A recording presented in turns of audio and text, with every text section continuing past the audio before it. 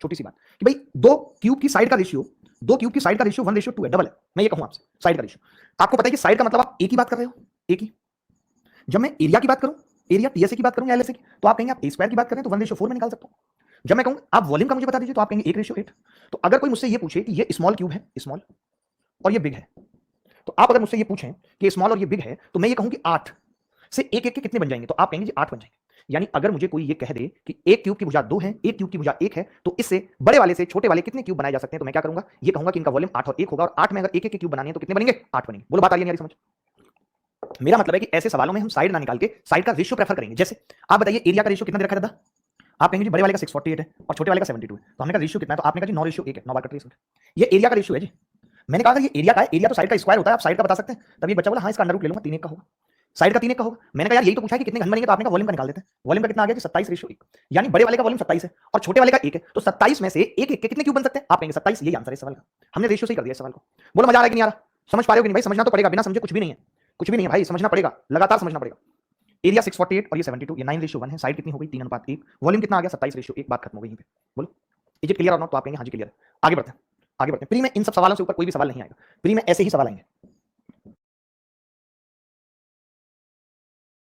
देखें सवाल क्या है, सवाल करेंगे if the numerical value of total surface area is equal to the volume of the cube then find the diagonal of cube. यदि किसी घन का संपूर्ण पृष्ठ क्षेत्रफल और आयतन का संख्यात्मक मान बराबर है तो घन के विकर्ण की लंबाई क्या होगी, ये आपको बताना है। तो घन के विकर्ण की लंबाई क्या होगी, बताओ। बहुत आसान सवाल है, जैसे जैसे कह रहा है वैसे वैसे हमने लिख लिया। इसने कहा कि घन का संपूर्ण पृष्ठ क्षेत्रफल यानी 6a² बराबर है आयतन का संख्यात्मक मान यानी a की क्यूब।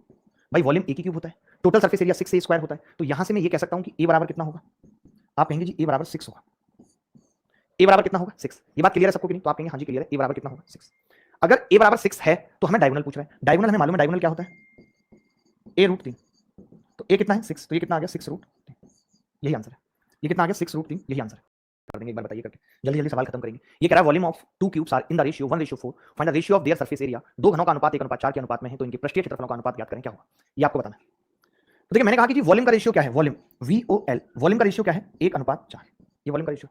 मैं कहूंगा यहाँ से साइड का बता दो, तो आप कहेंगे साइड का निकालने के लिए क्यूब करनी पड़ेगी, साइड का निकालने के लिए क्या करनी पड़ेगी cube.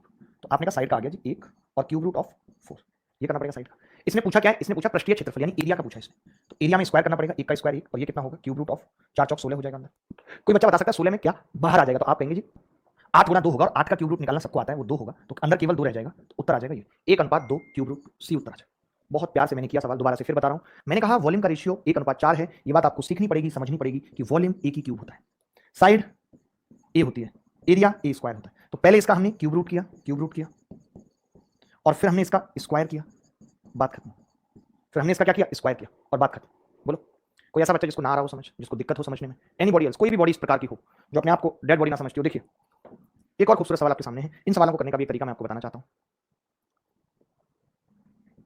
If 3 cubes of a metal, if 3 cubes, silent क्यों नहीं करते इसे, if 3 cubes of metal whose edges are 1.8 meter, 2.4 meter and 3 meter are melted and made into a single cube, then find the edge of the new cube so formed। तीन घन हैं जिनकी भुजाएं 1.8, 2.4 और 3 मीटर हैं, इनको पिघलाकर एक बड़ा घन बनाया जाता है, तो इस प्रकार बने घन की भुजा क्या होगी आपको बताना। बड़ा प्यारा सवाल है, एनीबॉडी एल्स, कोई भी बॉडी बताए। जो भुजाएं वो कितनी है 1.8 मीटर, 2.4 मीटर, 3 मीटर। तो जब भी कभी ऐसा सवाल आता है तो हम रेशियो निकाल लेते हैं। रेशियो हमने देखा कि भाई इन सबको आप ऐसा करो 6 से भाग कर दो, कट भी रहेंगे सारी संख्या, 6 3 18, 6 चौक 24, 6 5 30, पॉइंट हटा दिया मैंने, सब में पॉइंट आएगा 0.3 0.4। अब मैंने क्या किया कि इन सबकी साइड है, ये साइड, इन सबके वॉल्यूम क्या होंगे भाई, तो आपने कहा 3 3 9 3 27, 4 चौक 16, चौका 64। देखिए इसका क्यूब करना मुश्किल था, 55 25 5 125, ये मिला के कितना आ गया, तो आपने कहा ये 216 आ गया। 216 का मतलब 6 की क्यूब आ गया। तो जो न्यू क्यूब है, जो न्यू क्यूब है उसकी साइड कितनी आ गई, आप कहेंगे जी उसकी साइड में 6, क्या 6 उत्तर होगा, तो आप कहेंगे जी नहीं होगा। हमने क्या किया था, इन सबको या तो 0.6 या 6 से भाग किया था भाई, तभी तो 3 आया था। तो अब हमें क्या करना पड़ेगा, लास्ट में 0.6 से गुणा दोबारा करनी पड़ेगी, 3.6 metre will be the correct answer. ये तरीका है आपको समझ। मैं क्या कह रहा हूं, कल को और बड़ी बड़ी संख्याएं भी दे दे, हाँ, और ये कहीं इनको पिघलाकर एक क्यूब बनाया जाता है बड़ा, तो हम क्या करेंगे साइड का रेशियो ले लेंगे, देखेंगे हमने किससे काटा है, तो पता चला 0.6 से हमने इन सबको काटा था, छोटा आ गया। अब इनका क्यूब करना आसान था, 216 यानी कि साइड कितनी आ गई उसकी 6 हमारे हिसाब से, बट हमें पता है कि हमने 0.6 से भाग किया था, तो लास्ट में गुणा भी करनी पड़ेगी, उत्तर कितना आ गया 3.6 मीटर। कोई ऐसा बच्चा जिसको ना समझ आ रहा हो कि भुजा है और वजन कितना है 12 किलो, उसी सामग्री के समान घन का वजन क्या होगा जिसकी भुजा की लंबाई 12 सेंटीमीटर। मैंने आपको पहले भी बताया कि जो वजन है, जो वेट है, वो डायरेक्टली प्रोपोर्शनल होता है वॉल्यूम के, डायरेक्टली प्रोपोर्शनल होता है वॉल्यूम के। आप मुझे बताओ कि अगर आप साइड का रेशियो 3 और 12 है यानी 1 4 ले रहे हो, तो भैया वॉल्यूम का रेशियो कितना होगा, आप कहेंगे 1 64 क्यूब हो जाएगी नहीं, यानी मैं ये कह सकता हूं कि वॉल्यूम का रेशियो 1 64 है, तो वेट का रेशियो भी 1 64 होगा। अगर पहले वेट 1 था तो अब 64 होगा। आप कहेंगे सवाल में पहले 12 केजी था पहले वाला, तो 64 वाला कितना होगा, मैंने 12 से गुणा किया, 12 चौक 48 का 8 हासिल 4, 12 72 और 4 768 केजी। कल भी ये बात दोहराई थी, आज फिर दोहरा रहा हूं क्या दोहरा रहा हूं, मैंने क्या कहा कि साइड का रेशियो 1:4, वॉल्यूम का 1:64। वेट डायरेक्टली प्रोपोर्शनल होगा वॉल्यूम के, जितना वॉल्यूम उतना वेट। तो हमने देखा वॉल्यूम 64 टाइम्स हो जा रहा है, 3 से जब आप 12 साइड ले रहे हैं तो वॉल्यूम 64 गुना हो जा रहा है, तो वजन भी क्या होगा, 64 गुना हो जाएगा। बोलो बात आ रही है नहीं आ रही समझ? आप कहेंगे जी बिल्कुल आ रही है और बहुत अच्छे से आ रही है। अगला सवाल देखिए, ये भी बहुत प्यारा सवाल है। इस सवाल को देखिए, एक दो सवाल आप करें तो ज्यादा बेहतर होता है। आप एक भी सवाल नहीं करते, मैं पढ़ता भी हूं सवालों को, फिर भी आप नहीं करते। देखो